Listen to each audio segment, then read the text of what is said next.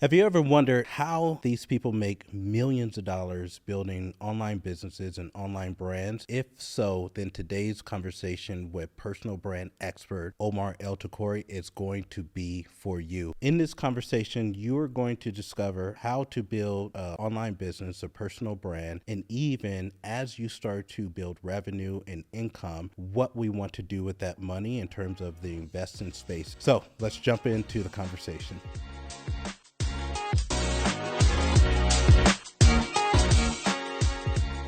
Omar El-Takrori. My man. We're in the house, man. Welcome to the Difference Podcast. Welcome to the HQ. Here we are. So we're not just in the house, we're in your house. Tell us about this new spot, man, because I walked up and I said, this is the come up. Yeah. No, we recently moved into a new spot. This spot is actually, I'm one of the pastors at my church, City Light in Las Vegas, but we just got done building a $20+ million project. Right. Actually, this coming Sunday or weekend is our first weekend in that building. It's pretty tight. I'll take you after this if you got time. Yeah, that'd be dope. But they vacated the space, like the staff, and I thought it would be great to run small events and have the studio and start working out from. So, we just got it painted. It's clean. I'm pumped. I'm pumped for the new season. I'm trying to take over the industry, bro. So we're going to dive into that because this is surreal for me. Because I want to tell you guys like how I got connected with Omar, and the way I got connected with you, you had no idea there was this random dude in Southern California on at the time trying to mow 3.5 acres of weeds with a tiny lawnmower, listening to a podcast, and then all of a sudden you come up. And there was this energy about you. I think I could tell right away that you were brilliant. And I could tell that your mind worked different than a lot of other people. But it was like your humility that stood out the most for me. And then from there, you didn't leave my screen. Like, you just, every single time I went on YouTube or, I don't know, man, it was just like I would go on IG and I would just see you everywhere. And I was going through a transition myself with just like, how do I want to serve the world? I know that I'm called to impact people, but how do I really want to do it? And then eventually I linked up with you. My team linked up with yours. And then I was like, I need a mentor. I need somebody to teach me this game. And you've been that for me. So if I keep going the way that we're going, my company will have $1 million year. And you, if I did not meet you, I think in June or whatever it was, maybe August, not that long ago, that would not be the case. So how does that feel to know that you've impacted? I mean, you're impacting a whole bunch of people, but the guy sitting in front of you who was going through really a dark moment in my life, making a transition, and know that you have breathed life into me and my business that much. Like, what does that mean to you that I'm gonna make $1 million this year? We keep going the same way. It's unreal, but it's also hard for me to take credit. You know, I think everything leading up to the moment where we ended up working together was part of you achieving this new business that is going to be highly profitable, gives you your freedom and is letting you operate in your grace zone. I'm grateful. Yeah, dude. I guess I don't want to, it sounds like false humility. I understand that I gave you the keys. Yeah. And I understand obviously coaching is important. Mentorship is important because otherwise, you're just going to be, trying to figure it out yourself, which is the long route, which is the most expensive route. So another thing that comes into mind is like, I got the short end of the stick, you know? I love that. But that's the beauty, dude. The beauty of business is everyone wins. And in a world where there are a lot of gurus online that are really good at taking people's money and not really getting them a transformation or a result that they're looking for, it's cool that I could just be me. And as long as I stay, keep my character intact and my integrity intact.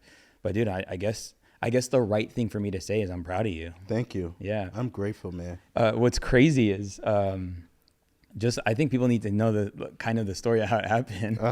So I just put out sometimes I need to fill seats at a workshop I do. It's called the Content Mastery Day. And I put it out there, and your assistant, Stephanie, Sabrina. Yo, I do this every time. Sorry, Sabrina, we love you. Because you're actually the biggest reason why this is even. She's the reason. All right, so Sabrina signs you up, and through some circumstances you can't come. Right. And something I'm big on is like, let your yes be yes. And so I was like, we won't refund, but you can come to another date. Because I wanted a refund. Because you wanted a refund. Right. And so then you call and you're like, I don't understand. Why can't I just get a refund? And I was like, bro, it just doesn't work that way. No, I couldn't even get in contact with you. I was like, how come I can't get in contact with the guy? Like in my industry, what I just came from, I'm like the guy. Like, how come the guy can't talk to the guy? It was really weird for me. So funny. It. And then Sabrina takes the challenge. Yeah. And then sees like the whole deal coaching situation. And at the time I think it was like 15K or, something like that. But she was like, okay, let's roll it into that. And let's just jump in. And then you came to the workshop and then boom, boom, boom. And that's, it's just funny how that works. But I think that's the power of relationships because I had no idea what she signed me up for. Yeah. Which is like, crazy. I was looking for something completely different than what I got.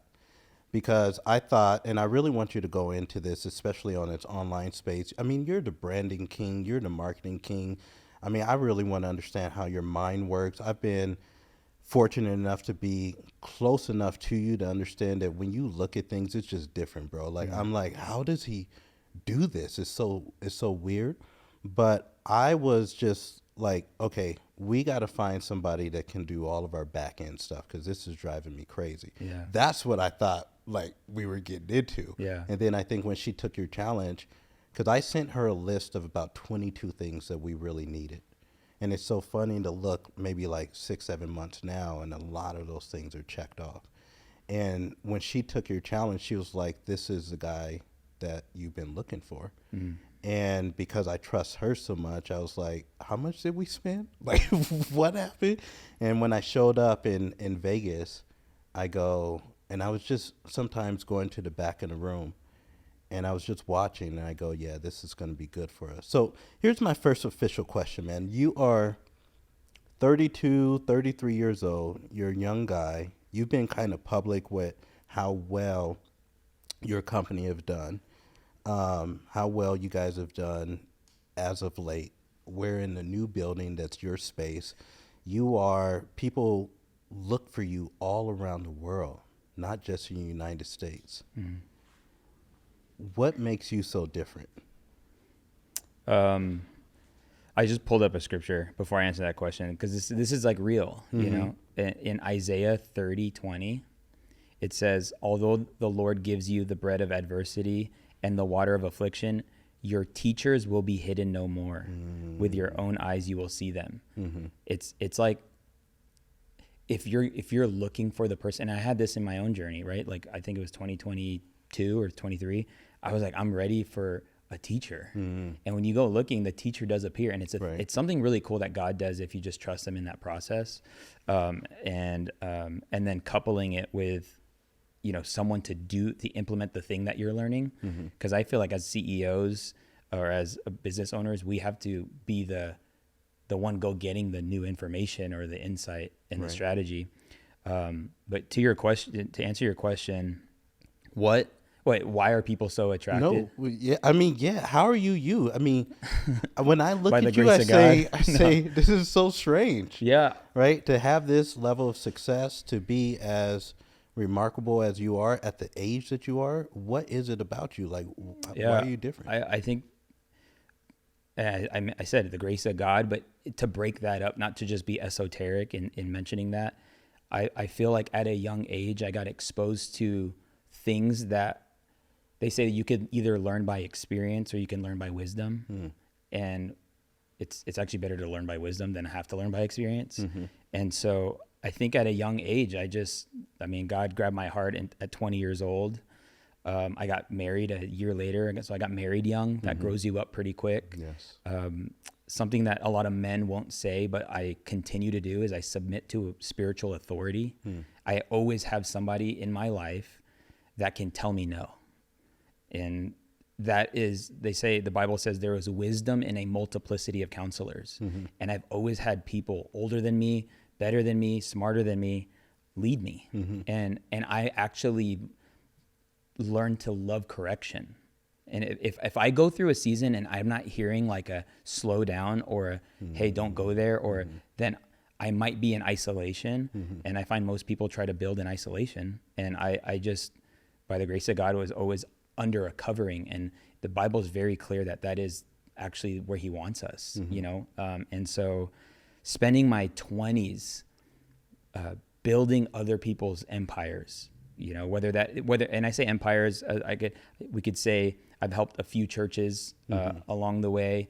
We are part of a church plant now that's been we just hit 7 years, and starting something from ground zero like that does something, teaches you a lot, grows you up. And then being a part of Think Media, you know, Sean Cannell, who's the CEO of Think Media, started a YouTube channel. Didn't know it would be what it is today, but it's a YouTube education company. And I was pretty much one of his first hired help alongside another friend, Heather Torres. But I just took off the load. Like I was Sean's like hired help, or I guess I was contracted to just take off the load of filming and editing at the time. So I was just I was behind the scenes. I was never in front of camera. Right. And I was just taking care of the videos. And then around 2018, he was like, do you want to do a video together? Let's get a plan in place so that like you start teaching. And I've been doing video at that point. I picked up a camera back in high school. So that's part of it too. Grace of God. Like who would have thought? I'm glad I just never put the camera down. And now we're in a world where it is a non-negotiable. Right. You know, I like to say it like creating videos is like the world's newest language. In a time where they actually stopped teaching cursive. They stopped teaching cursive like 10 years ago. The ability and skill to communicate via video, it doesn't matter what industry you're in. And so, you know, I think it's essential. And so it's almost like in this gold rush, I'm the supplier, which is awesome, but we just started making a few videos, and then he released me to start teaching. And all I did was just teach. I had somebody in mind. I had somebody who didn't have all the time in the world, but they knew they wanted to create videos. And that was my target audience. Specifically, if I were to go super narrow, it was like a stay-at-home mom who was passionate about, you know, crocheting, and she has a smartphone and she wants to just teach how to crochet. Right. So, and then I was just creating content for that type of individual. Little did I know that would get me so much exposure, and I'm grateful that Sean would give me the opportunity to have done that. And so up to this point, I think I've accumulated over 70 million views on videos I created, and then. Say that again, because I don't want the audience to miss that. What? I on YouTube have accumulated over 70 million views, and was able. Meanwhile, we're trying to get 100 people to watch. Well, I mean, we can go deep into not all views are created equal, right? You know, but helped grow it from 50,000 subscribers to when I stopped making content was about 2.8 million subscribers. Crazy. And something I learned was if you just are known, like it's the coolest thing. Something I'm realizing is you can actually market your business in a way that people will thank you for doing it. Like we're never thanking people for billboards, and we're never thanking people for the signs on top of taxis. Right. But like you can you can market and brand yourself or business at the same time. And if you do it correctly, yes, you'll get a thank you. You'll get a, can we take a selfie? And something my friend noticed, Macy, she teaches sales. Yeah. She's like, Omar, I've come to the realization that everything is downstream from being known. But you're saying this, Omar, sort of cavalier, and you don't mean to, but there are millions, literally hundreds and thousands of people that do what you just talked about and don't have the same impact. Okay. We can go deep on why does my stuff work and other people's don't. What is different? Like, there's got to be something. Like, what are you not telling us? I guess the first thing I would say is my intentionality. I hyper obsess over my audience's experience, and I do that to the level that takes a level of compassion and empathy to do that, to understand what people are struggling with, how they struggle with it, how they frame it in their mind. So And so when I say I'm hyper intentional about my audience's experience, it's because like the people that are lobbing out videos, that's what all they're doing. They're just lobbing out videos. For me, I package my content. And if there's one single thing that makes me different, you know, it's that I guess I have a really good skill at packaging information. Did you always have that, or you had to learn it? And what is hyper intentional? Hyper intentional is taking time to think and pause, because there's no new information. You know, the Bible says that, you know, everything under the sun has been under the sun. So there's nothing that, but what we have the opportunity to do is kind of similar to what he gave permission for Adam to do. And one of Adam's first tasks was to name everything. So when I say package, what I'm saying is how you choose to name something. How do you choose to name the subject headline on that email you're sending out? How do you choose to name the piece of content that you're putting on your Instagram? Like, what's that 3 to 5 second thing that you're essentially categorizing or naming the thing? Like, why did you call it Think Different? You know, you chose that name on, and it's one of the greatest privileges that we have that God's given us is the ability to name something. We can name our offers. We could name what's included in our offers. It's like, it's free game, but there is skill in how you name something. So let's just take, for instance, somebody makes a video on, you know, getting out of debt. Sure. So that's a pretty, like, Dave Ramsey's probably made that video a million times. And like, here we have somebody coming up, like a coach wanting to make a YouTube video on how to get out of debt. So that's like level one, is like, how to get out of debt in 2025. That's very clear. That's very cool. Right. But have you paid off debt? Like, there's a guy in our group that paid off his debt in 2 years, $551,000 worth of debt. He paid off in 2 years. Like, what if you started with that? You know, like how I paid off $500,000 in debt in under 2 years. And this is one of the things that I was talking about. It's like, you don't look at stuff like normal people. Yeah. Like, that's one thing that I realized right away, is you don't see things that, like, and I keep saying normal people, and I include me in that, because I would say, yeah, pay off debt. And you look at it and you see something completely different. That's a skill set? Is that something that was just like that you're born with, or how do you get that? Somebody asked that question at one of the workshops a couple months ago, and she's like, how did you train your brain to digest and deliver information this way? And I'm like, I guess I don't have a framework, but as I was explaining it, she handed it to me. And the first is taking on a student identity. Okay. So if I'm a student identity, if I put on a student's mindset and a student spirit, that means I'm open. It just means I'm open to learn. There's no end. There's no end. It's a constant journey. And so even when I'm consuming content and I'm death scrolling or whatever, I'm still learning. Like that's the first and foremost identity that I put on as a leader, is I'm a student first. And then the second thing she says is like, because I mentioned, I was like, I take responsibility. So she's like, you put on a student identity, then you have responsibility. You know that you're responsible for the information you're consuming. Sure. So if you take on responsibility, then I guess you put it into this place, whatever it is, of like, how do I best get this to people? And so that responsibility comes with compassion and empathy. Sure. And then the last thing is delivery. So it's like putting it out there and then seeing how it does. So, you know, one of my favorite things about content creation is the more you create, the more it enables you to create. And it's because I always like to say, doing leads to discovery. Sure. The more doing you do, the more you discover. You discover more about yourself. You discover more about the process. People get to discover you. But because we've done the podcast now for almost 2 years, I'm like, I already know, because of all this data, what types of podcasts will do really well before we even do it. And so that's why Art was like, today's didn't perform well. I already knew that it wasn't going to perform well, but it's better to be consistent than to be, absent. So yeah, it's the identity, responsibility, and then the delivery. Okay. So do you think part of what has separated you from the pack is what it sounds like is, I feel like you're hyper intentional.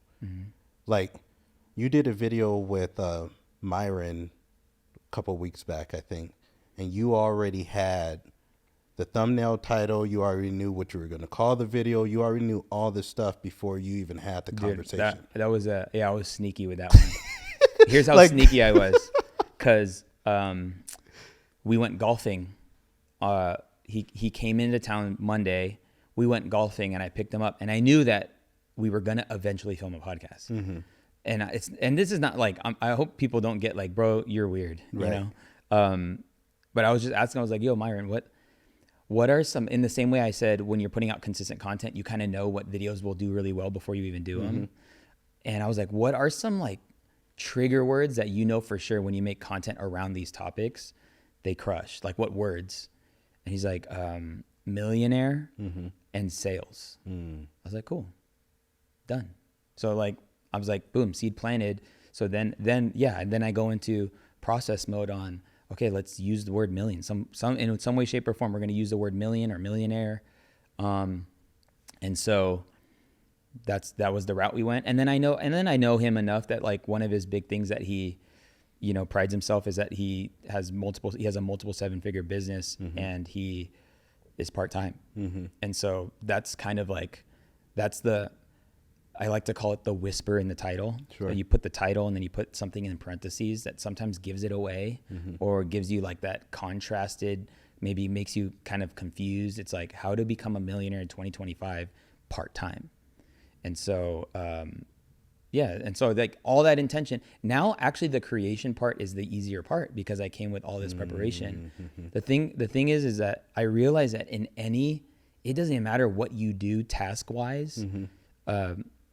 If you just increase your intentionality, it's crazy how much it can separate you. Right. Like, and honestly, I'm learning with like making moves in business, like how many creators that teach very similar things that I teach have a space where they can get people in anywhere between 50 to 200 people. Sure. And just train. At this point, I'm like, maybe there's one or two. Right. So now for all people online teaching very similar things, I just put myself in a different category, and by different I mean like on the top. Sure. By just being a little intentional, you know, with even just making a move like this. So let me peel back a little bit, because you're Think Media, you're obviously doing well. You're creating content that millions of people admittedly are looking at. Why kind of go do your own thing? I mean, that's scary, that's risky, that could be frustrating. We have to build more teams. There's just more stuff. Sure. Why not just chill? I think the first thing is that we all have an internal barometer, and it's a frustration barometer. I feel like when it comes to pricing, you should charge based on your convictions, but the moment you get frustrated, it's probably an indicator that you need to up your price. I think God gives us frustration to get us to move. If we don't move, you will hit what they like to say is a lid. And so in many ways, I felt like I hit a lid. I felt like I was more than just creating YouTube videos. Right. And like in anything, when you solve a problem, it reveals a million other problems. And the example for this is, if you buy a brand new iPhone, if you never had an iPhone, what now do you need to buy because you bought an iPhone? Now you need a case, you need some AirPods, you need a charging cable for the car, whatever. But you didn't need any of those things until you bought the phone. So something I realized with the solution I was providing on YouTube, specifically for creating content and stuff, it didn't allow for nuance to be addressed. What does that mean? When I say nuance, I mean when people watch YouTube content, you are limited to the one-way delivery of that. So if I'm breaking down a setup video, this setup is specifically for the context I'm making the video in. Right. How many people are going to watch this stuff and realize that they can't exactly or even at all implement it because it's just on YouTube and I made the video, right? It's like it's a one way and one approach. So the first thing that came to mind was, why don't we have a place where people can actually get their questions answered that watch the content? Because what was happening is people were DMing me and be like, hey bro, I bought everything you said. I just don't know now what. Right. So there's a problem that's there that they still want answers Right. to. And I realized actually it's kind of sick, but it's when you create very helpful YouTube videos, it only reveals people become more problem aware. Right. So YouTube is not the place to go very thorough. People are, have limited or short attention spans. Mm-hmm. And so it's not really worth going so deep to the point where you're like, all right, let's unbox this. No one's going to really like stay and watch, you know, like YouTube's not for that. So when I say this is what I have for my podcast studio and it has 300,000 views, I'm not even saying how to put it together. You know, it's actually one of my tips I always encourage people is to teach how to with whys and whats. What does that You mean? teach how to with whys and whats. It's like you can package something as how to, but when you deliver it, you're just teaching what to do, not necessarily how to do. So I've had videos get millions of views, and I'm like, how to create a podcast. And it's like, step one, you need somewhere to host the podcast. For me, I love Red Circle, but you can try them all. They're all great. Number two, you need a microphone. You can use your phone, but I'm not showing you how to make a podcast. I'm telling you what you need to make a podcast. It's two different things. You know what's funny is that was one of the biggest things that held me back just a couple months ago, because I was under an impression that I need to teach like how and how. And then when it would get to the ask, like, okay, well now join my program. And they're like, no, you just gave it. Yeah, I just they were like, no. You either already gave them the answer, right? But it's not even about not giving the answer. It's you actually confused them more. I did. So they didn't feel okay. The goal with all sales, right, is to not to get people to buy, it's to get people to feel like buying. So when you prioritize, how do I get somebody to feel like buying this next step? right. Well, you're not going to get that feeling by giving it all away. Right. So, and by giving it all away, I actually think they're not in the mind frame to actually receive the giveaway. So they're actually overwhelmed. And so what people tend to say, or what I like tend to say is that when you overteach, you overwhelm, and an overwhelmed person usually doesn't take action. That's right. They're stuck. And I've made that mistake so many times in the past. And then when you learn that you need to speak to the beliefs, you need to change the way somebody thinks about the thing they're currently thinking about. Right. And so you do that by calling out things. Like, so I have a web class that I run every so often, and I don't change the content because it works. But I went from literally teaching people how to make a video on a web class, which converted 0, to teaching people that it's possible for you to be known. It's possible for you to make money online and all that stuff. And that gets people the feeling to take that next step. So, okay. So there's a frustration that's happening in your gut, in your spirit. You feel like, man, I'm called to serve maybe at a higher degree. That feels really scary. Most people wouldn't do that, especially if they're having impact where they're at. So you go out and you do your own thing. Like, how did you view business? How did you think about, I'm going to scale? How did you come with the business model, especially for online these days? Like, I feel like I see, a lot of people online. I feel like I'm new to the space, even though I've kind of dabbled in this space for over a decade. Yep. Like, what was the process, and what are the things that we need to know, or maybe we even just make the biggest mistakes on as we're trying to build businesses and brands online? Because you said something. You said, I feel like the most important thing that you could do is like build a online brand or build your brand or something like that. And I was like, the most important thing, like, just go into that. Well, have you heard of the 7 mountains of influence? I think so. Yeah. Yeah. It's family, government, finances, education, entertainment, media, and what's the other? There's another one in there. Did you say religion? Religion. Thanks. Yeah. And these are the 7 mountains of influence, meaning that whatever business you're trying to build, you're trying to climb up one of these mountains, right? Something we've found, though, is that it's not entertainment. It's actually media. Media is no longer a mountain of influence. It's now the ski lift to the other mountains. Like, you are not going to influence family, government, religion, all that. You're not gonna influence them without media, without content, without podcasts, without copy, without books. Yes. And so it's kind of just switched up the whole thing, because in a day gone by, there was one outlet, and it was the news. It was where we got our information from, and it was very organized, I guess you could say. But now the permission is open for everyone to leverage content creation to accomplish whatever you're trying to accomplish. And that's why I like to say content creation is wealth creation. It's actually one of the best uses of time, because you're a pretty successful person, and you're on a podcast tour. Do you feel the ROI on the relationships, the hands being shake, the conversations before and after the podcast actually take place? Like, all these things are happening because of creating content. Right. And so, It's true. And so the first thing I did, looking back, that I did well, was I gave before I asked. I think one of the biggest mistakes people do is they want to ask right away. And if you're unwilling to create massive amount of content, and when I say massive, I mean just go a long time without asking for anything. And even when you ask for, like, let's say an email, you're still giving something in more valuable than the email, and that's why people feel like giving you their information. But something I did was, I'm just going to break it down. Is that cool? Yeah, please, man. That's why we're here. Let's go. So the year was 2022. Yes, sir.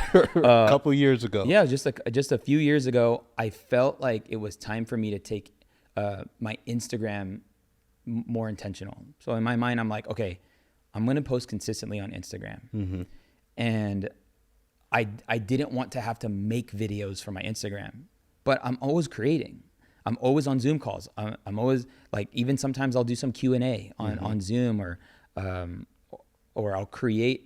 And I figured, what if I just turned on a camera while I was giving game? Sure. If I was ever on a stage, whether it's virtually or in person, if I was on a podcast, I'll just set up a camera off to the side, and then I'll get the clips later. Right. That way I don't have to look into the camera and then cut up the clips. So for 8 to 10 months, I posted consistently on my Instagram about 5 to 7 times a week with high value content.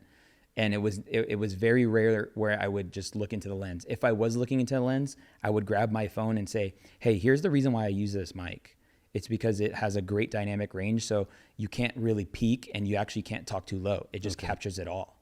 And so if you're getting into podcasts, check out this mic. That's all I did. That's it. But something I did, because I didn't know what I wanted to sell, is I put literally a Google Forms link in my bio. Sure. So it was just kind of like a work with me one-on-one call to action up in there, and people just filled it out. And my thing was, like, I just want to see how people perceive me. Right. And I also want to see what problems people think I can solve for them. Right. So this is like the Daniel Priestley model, where if you offer an assessment or a quiz or a survey, even in mine didn't give you back a result or anything. It just let people know what they were struggling with. Sure. And so I did that for 8 to 10 months. And then I launched a $2,000 offer. That was an offer where I would help you dial in your video setup and give you the strategies and all that stuff. And at the time, I'm looking back, it was crazy. It was $2,000 for a year of coaching. Crazy. The cool thing is, right. How'd you come up with that price, by the way? Dude, it actually, at first it was supposed to be $5, and I got scared. So I released the price, and I was so scared because there was actually crickets. But the reality is, like, you need to let people think if it's more than $3,000. Right. But I'm like, no, dude, it's supposed to go jing, jing, jing, Yeah, jing, yeah, jing. yeah. And so I called my friend Steve. I'm like, bro, I don't know what to do.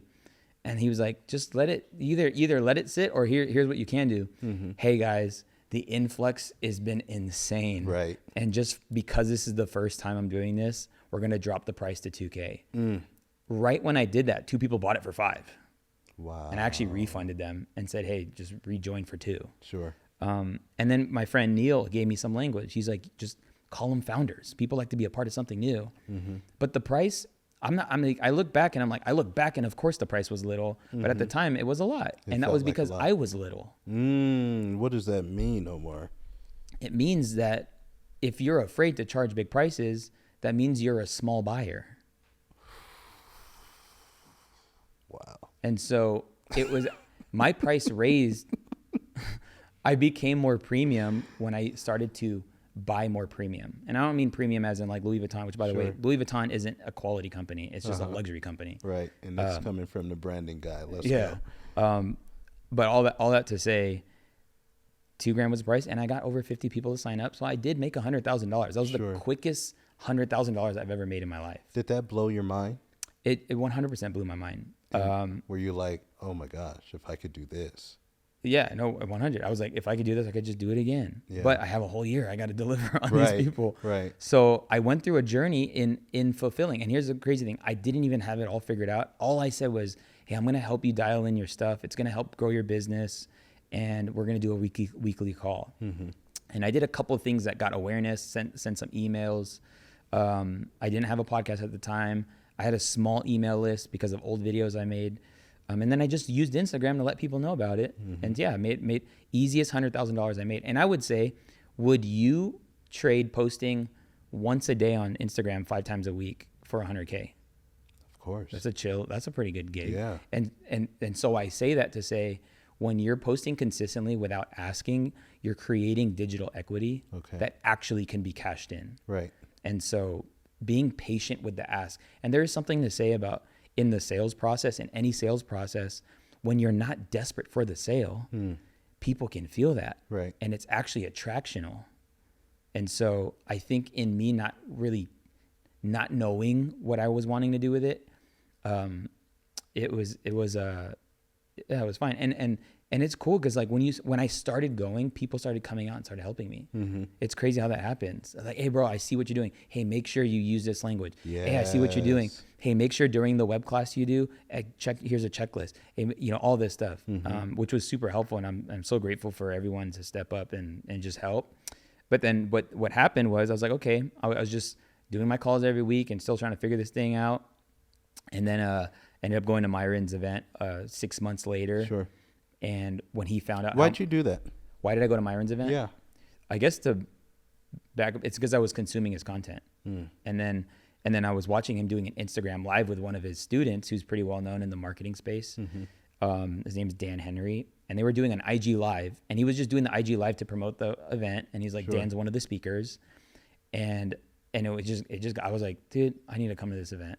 And I've never went to an event like that. Right. I've been a part of events. I've put on events. I've spoken at events. I've spoken at masterminds where people have paid $50,000 to be in the room. Sure. But I myself have never invested in myself at that level. Okay. And so I tell my wife, Amanda, and I'm like, hey, I think I should go to this. And she's like, let's do it. And go differently. What does that mean? She said, rather than buying the cheap ticket on the plane, let's buy the most expensive ticket. Wow. And she's like, rather than staying at the Boo Boo Marriott or whatever, let's stay at the Edition. Like, and as she says, let's as in you. You know, she's just giving me the permission to treat myself differently. Why would she do that? Because she's the GOAT. That's why. No, but I feel like there must have been, because I can distinctly remember both of our wives' names are Amanda, mm-hmm. but I remember I wanted to invest in myself and I wanted to build a portfolio of real estate. And I went to this real estate guru, but his coaching package was $27,000. We didn't have $27,000, mm-hmm. but my Amanda gave me permission to do it. And when I think about it now, it's because of who I had started to become over the previous 12 months. Yep. And I think it was the decisions that I was making that had her trust me a little bit more. And like, do you feel like any of that was? I think me and Amanda had an insane level of trust. Mm-hmm. And I think that comes by being open. And, you know, I think my favorite thing about marriage, if you do it right, is to have somebody. It's like, this is why God created it. It was like, can somebody on this planet know everything about you? Mm-hmm. Like, don't hide a secret from your spouse. Mm-hmm. And so when I have a secret, and it weighs on me and I'm trying to hide it, me letting her know that, hey babe, I'm struggling. Yes. Hey babe, I need you. It creates a place of freedom. Mm-hmm. Now I'm not the only person. I don't have a secret anymore. Like one way to make a secret no longer a secret is to just tell somebody. Mm-hmm. And thankfully, if you have a great spouse, then they won't punish you for telling them. They'll be, you know, and it's healing. The Bible says that when you confess your sins to one another, and pray that you may be healed. Like, God's not going to heal you all by yourself. He's going to heal you in the process of telling somebody. Yes. And so I think it's a beautiful thing that we have great spouses that trust us, because the issue is there are dudes that don't have spouse that trust them. And so they get presented something and their spouse is like, no, because you're inconsistent. No, because you're not a man of your word. Yes. No, because last time you joined the other thing, you didn't do what they told you to do. So why join this thing now? So, but babe, this one will be different. No, I'm just kidding. But so This is the last one, I promise. So I go to Myron's event, and funny enough, just shows the power of personal branding and building your presence online. Funny, I don't know if I've ever shared this on a pod, but one of my friends just got done speaking. His name's Neo Davis, and I just went up to the front after the room got dismissed to say what's up to him. And Myron just dismisses the room, and then I come up and say what's up to Neo, and I hear in the speakers, Omar. I was like, Who said that? Who said that? And then Myron just like, I look up at Myron, he's just looking at me. Right. He's like, Omar. I was like, what's up? He's like, You never met him before? Never met him before. He was like, what are you doing here? I was like, I'm here to learn. What? He's like, I wouldn't have thought somebody like you would come to one of my events. What does that mean? I guess it means he actually studied, he watched my content before he started making YouTube videos. And when YouTube changed his life, I'm sure he connected me to being a part of his life change. Because everybody in the room, he asked, who here found me on YouTube? It was 99% of the room. Right. And so that was cool. Yes. And then on the last day, he asked me to come in the back, and then we just got to connect. And, you know, I think he thought I owned Think Media. Sure. And when I told him how much I really made, he was like, oh, bro, we about to go crazy. Wow. And I did. I took his $55,000 offer, which was like, that was the... How much do you think you were making at that time? I was probably scrapping around at like 250. Yeah. It was like side weird jobs, a little bit, a chunk from Think the Media. Omar that I thought I knew Yeah. is only making 250. Right. Wow. And that's what's powerful about a coach, because a lot of times they see more and they see before. Right. And so, and so thankfully, my wife, and I first, because he was doing like the offer stack, and now I know it's an offer stack, and it was like 155. And I said, babe, how are we going to do this? And she said, we could take out, and I also thought we needed to pay it up front. Right. And I was, so it's funny because like when you're in the sales process, you're like, oh, even one cool thing about sales or selling, coaching is you don't have to pay all up front. You can actually get in at a lower cost. So anyway, it wasn't 155, praise the Lord. Right. And then it was 55, which I've never invested myself at this level. That's even more than my last salary I had as a W-2 employee. Right. And I honestly, I got lazy in the first year being in that program, because he pushed me. He said, hey, because I was just like, my biggest limiting belief in the moment was, I don't know how come I feel like every time I charge more, I have to include more or give more. And he helped me break that limiting belief. And he said, just test. He's like, how much do you feel comfortable charging now? I was like, I don't know, like 3,000, you know? And he's like, charge 3,000 for a 90-day program, not a year long. Sure. And I was like, oh. And then I just put out an offer to my audience and made another 100,000, but this time it was only a 3-month fulfillment. Right. And it was just like, I'm like, okay, wait a second here. And then I started realizing that, like, yeah, people pay for speed. There's something to say about, like, if you have a year-long program, maybe you're teaching a skill. Yeah. But if you condense it in 2 days, people might be willing to pay even more. So here are the principles. It's like, I have a thirst and a desire for more.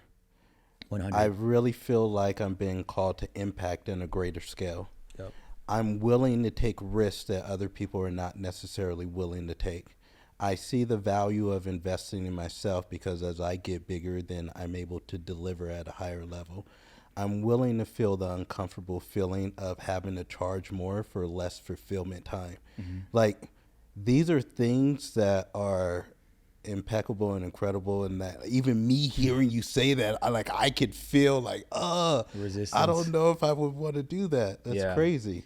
Yeah. And it's unreal. And then you get to the place where, so like I would say that was the first limiting belief he helped me break. And then the other limiting, but it's not even a limiting belief. I actually think it's a skill, but it's the skill to see the value in what it is you offer. Right? Because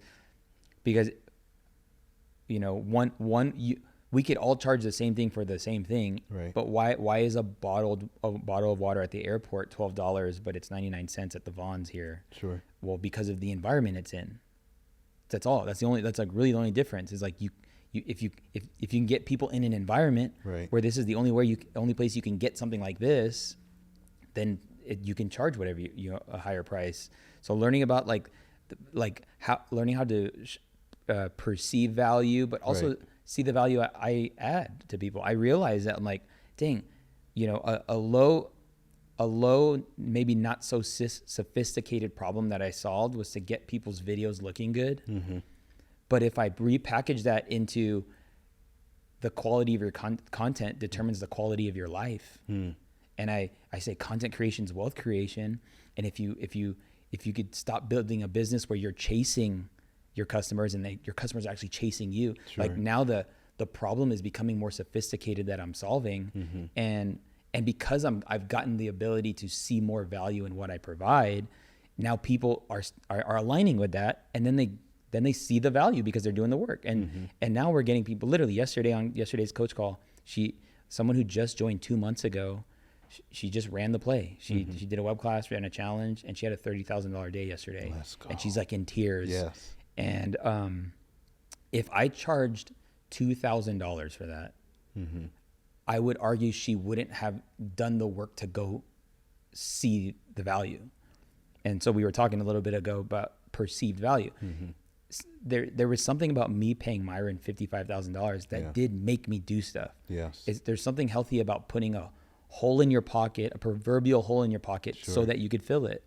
And even something I think you do really well is like one way to still have like that chase and delayed gratification is to put your money in places where you don't really see it and it's doing a thing. So maybe when you look at your bank account, it's like, I gotta go to work. Right. But you're doing well. Yeah. I so feel it's broke. it's tricking yourself it's almost. So true. And so I think, you know, that's why like pricing in many cases it's so much more than the cost. It's pricing is more the value. And so I'm like, anytime I get a chance to like just break something down that's in my brain, I like share it with Art. And I'm like, dude, it makes no sense that you can buy a steak for $85, $100, or you could buy shrimp and lobster plate for $85 or $100. Like shrimp and lobster, like that's like bottom feeders. Like there's no like the nutritional value and all that stuff, but it's the same price. Yeah. Like you have to be good at seeing value. And so, you know, he texted me, he went to dinner and he was like, dude, I got the steak, bro. You'd be proud of me. And he feels like he got his money's worth because he's seeing with right. value. And I like, that's what wealthy people do. Wealthy people, they don't look at cost. They look at value. Yes. And so, so true. That's why when joining a premium coaching program, it taught me and it opened the door to being a value-based buyer as opposed to a cost-based buyer, because the reality is the cost shouldn't matter. If the thing that you are buying will do the thing you're looking for and yes. give you a return, it is almost an infinite thing, you know? Yeah. So if I want to build $1 million online business, what should I do? So good. If you want to build a $1 million online business, number one, don't make money the goal. Okay. So I already messed up. Thank you so much, Omar, for. I think the better question yes. is how can I help 50,000 people, or how can I help 33 people at $30,000? Okay. Because then that's $1 million. Yeah. Is it right? A little over $1 million. 33 people. 33 times 30,000. I don't know what it is. What's 33 times 30,000? Oh, dang it! It's 10 grand off. Dang it! But 34 people. Yeah. 34, 36 something. So let's reverse. Like now that's like, can you help 34 people? And let's just call it in 2 years' time, if that was the focus. Yes. Right. Like let's just make it about. Then now we're changing it to let's make it about helping people. Yes. So how do we get to these 34 people? Now we just going to backtrack. Like, what's the problem that you're going to help them solve? And then how can you actually help this problem that's $30,000? Let's just say, for instance, you provide content services and, you know, maybe you charge $2 or $3 grand a month. Well, we'll just call it 3 for easy numbers. Sure. So if you got somebody at $3 grand a month and you got 12, and that's 12 months, 36K. Okay. How do I get, you know, 30 people in 2 years time? Well, I think it first starts out by creating awareness, and you create awareness by showing up consistently on whatever platform you like. You know, I'm biased. I love YouTube. I love YouTube because the shelf life is long. I love YouTube because when people put on a YouTube video, they psychologically go into a different state to consume the content, as opposed to scrolling on other platforms. You're scrolling. Right. So it's like, it's hard to build trust in seconds. Sure. Easier to build trust in minutes and hours. Right. And so pick the platform you want to, you know, something I would encourage with is, maybe you teach people how to do the thing you offer. Yes. And that's pretty much it. Finding new ways to actually package it and things like that. But my framework for getting awareness to your business is 1 long form video a week on YouTube, 5 feed posts on Instagram a week. And you could take a lot of the content you're putting on YouTube onto Instagram, and then show up 3 to 5 times on stories a day. Okay. And on story, when I say show up on stories, I mean, you're just sharing a thought. You're just, hey, have you ever considered this? You're breaking something down. You're showing a behind the scenes of something you're doing. Like, if you're doing the work, you just need people to see that you actually do it. Right. Some people just, especially service-based businesses, you know, some people just need to make the connection. Like, oh, they do the thing. But I promise you, no one's willing to do this. But if you just do those things, like, money will just be inevitable. That sounds too easy, Omar. It is an oversimplification. I understand that, but yeah, it's just that. Yeah, it's doing it though. It's just doing it. Right. Uploading a podcast, like uploading 1 high value piece of content a week for the last 2 years. It's not only changed the game, and I never want to discredit my time at Think Media because that brought awareness to who I was, but people didn't perceive me as a premium coach. I had to get good at creating a perception around that, and that influenced what I was talking about. Right. It was less about making crispy content, and it was more about making money. Because I realized, you know, people are inherently selfish, and if you understand that people are inherently selfish, then you would put yourself in their shoes and tell them what they want to hear. You would put yourself in their shoes and tell them what they need a solution, like how they need their solution fixed or what their solution will do for them. Right. And so, yeah, that just changed my messaging a little bit. Sure. And my emphasis. And when I started making that connection, it's like, if you sell money, people are usually, it's easier to buy. Right. If you sell helping people make more money in some way, shape, or form, they say that really all offers come down to health, wealth, and relationships. And so you could boil it down. Sometimes you can get 2 in there. Sometimes you can get 1. But in my case, I have made what I teach about relationships and wealth. So it changes your money, but it also changes your opportunity. Like, what people don't realize is the relationships I've gotten from having content out there far exceeds, because one partnership, all these things, it'll, you know, blow up everything. So a very long-winded way to say, if you want to make $1 million, you have to add $10 million worth of value to the marketplace. Right. Okay. So how do you look at business differently than you did even 3 years ago? Like, what are you seeing? How do your eyes sort of locate opportunity, maybe trends or whatever? But like, you've had so much experience in a short amount of time, like probably a greater chance to experience things than probably a lot of people than a 3 or 4 year time period. So how do you view business now? Like, what are you seeing? Yeah, I guess I see business as a very simple organism that has 4 parts. All businesses require lead generation, lead conversion, taking a lead and converting them, fulfillment, and then retention. And something I realized when I was creating content for Think Media, because like most people have an emphasis in one of these three or one of these four. I was a big fulfillment guy, big product guy, like the course. If you're somebody who feels like you need to film the course before you sell it, you're a product guy. Right? You think people will buy because of the product. Right. No, people buy because they were sold the product. Right. They don't buy because of the product. Okay. So I actually think it's smarter to focus on generating leads before you even know what you're selling.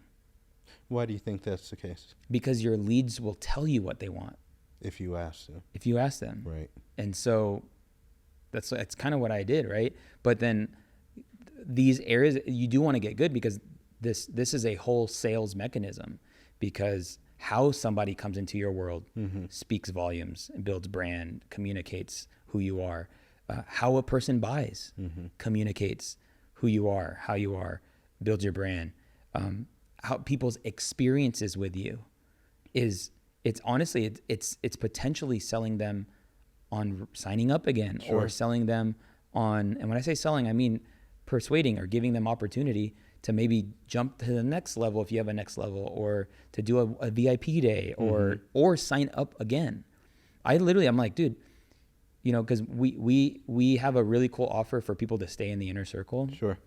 And I figure, I'm like, man, if we just get to a place where there's 100 signing up, like, we could do whatever we want, and something you don't realize when you're starting out new is the power of predictability in your business, creating predictability for the marketplace. Sure. That the marketplace, that you become an option. You can't be an option when you first launch something. Nobody thinks of you as that, because it's your first at bat.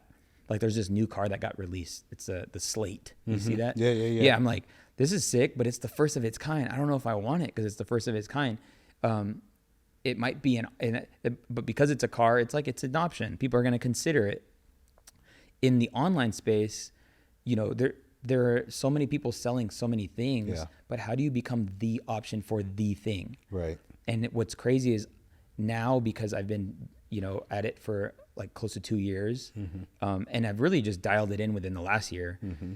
People are not only making my coaching, my 5-day coaching experience, my challenge, like it's like one of the things they know they're going to do. Right. So, and then I have people who are taking it again. Yes. So it's like, how does that happen if I don't do it consistently?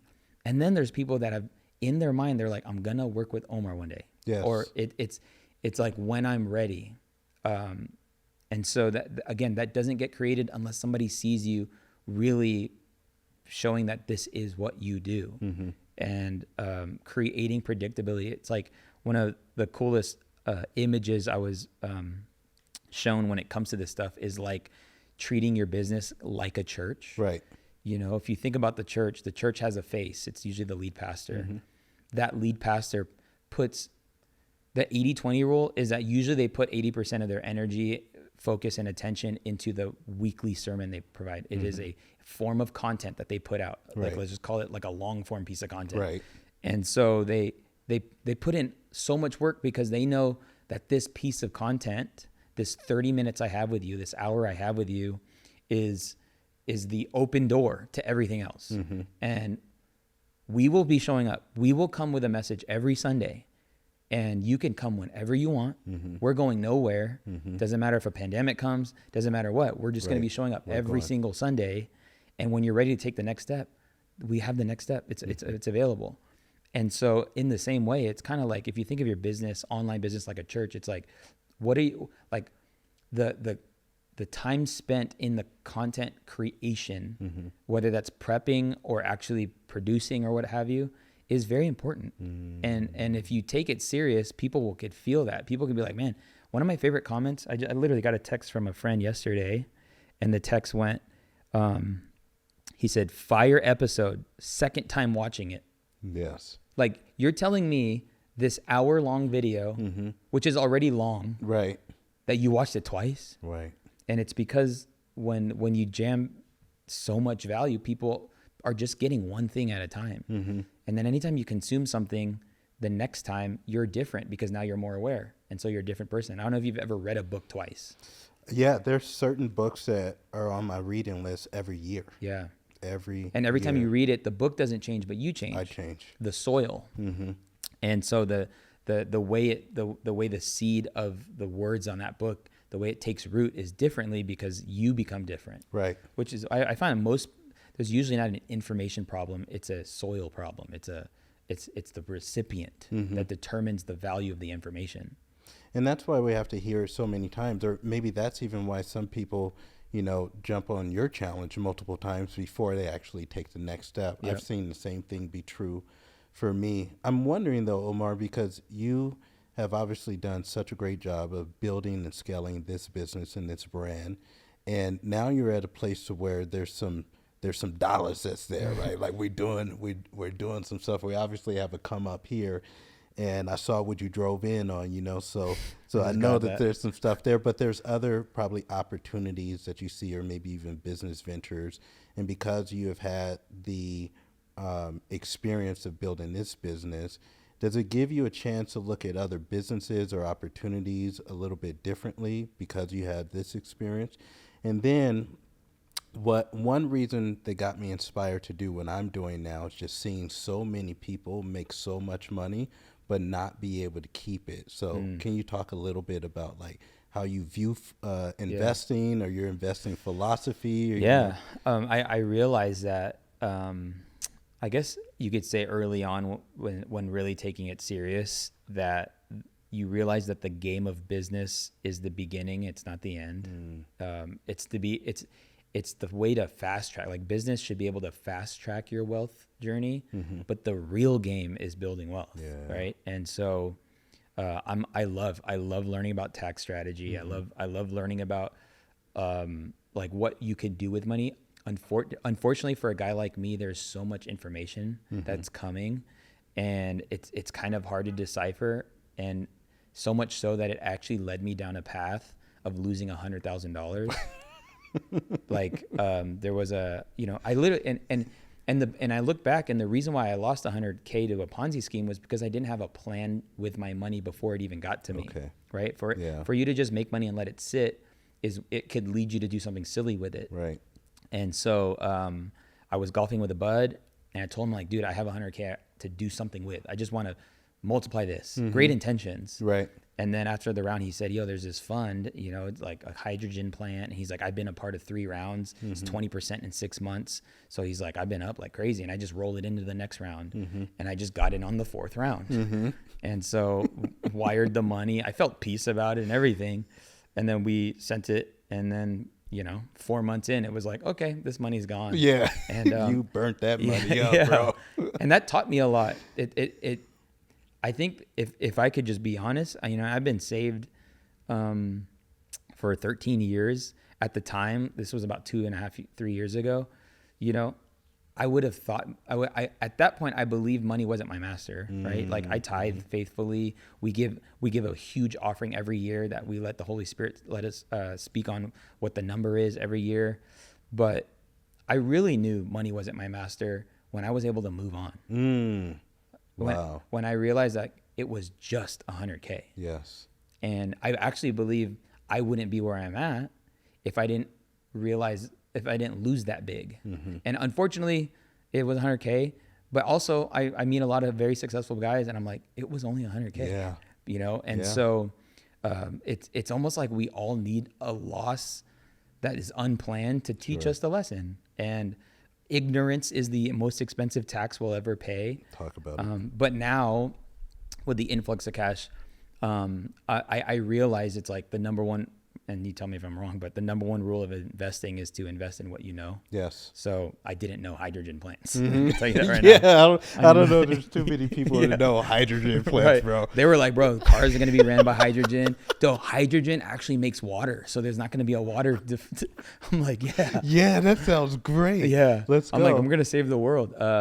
And yeah, dude, there was at least 300 investors that the rug got pulled under. That's crazy. But I understand real estate. Me and my wife bought a home right when we got married, sold it in 5 years, made $100,000. That was kind of like life changing.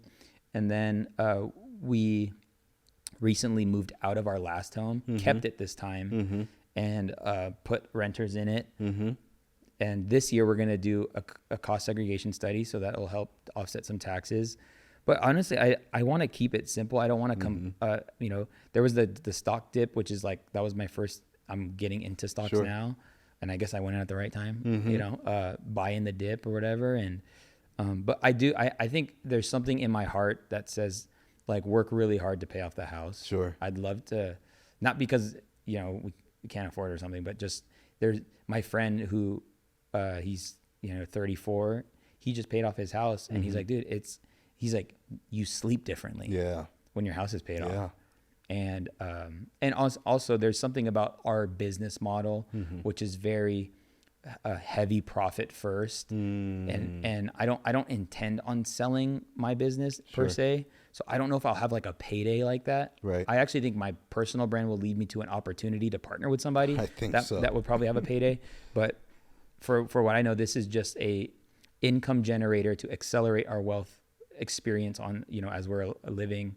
And then, we a lot of money to give away. Like I mean, we give more money to our church than the average entrepreneur does, because I think a lot of people feel like, when it's their money to give, because they feel like it's their money, that they can give it whichever way they want. So I tip this here and I send this organization here, but I heavily believe in that the local church is the hope of the world. And I believe it's entrepreneurs' responsibilities to partner with God within their business, and then to accelerate the kingdom, because Jesus said he's not building your business. Jesus didn't say he's building your business, he's building your organization, he said, I'm building my church, and the gates of hell will not prevail.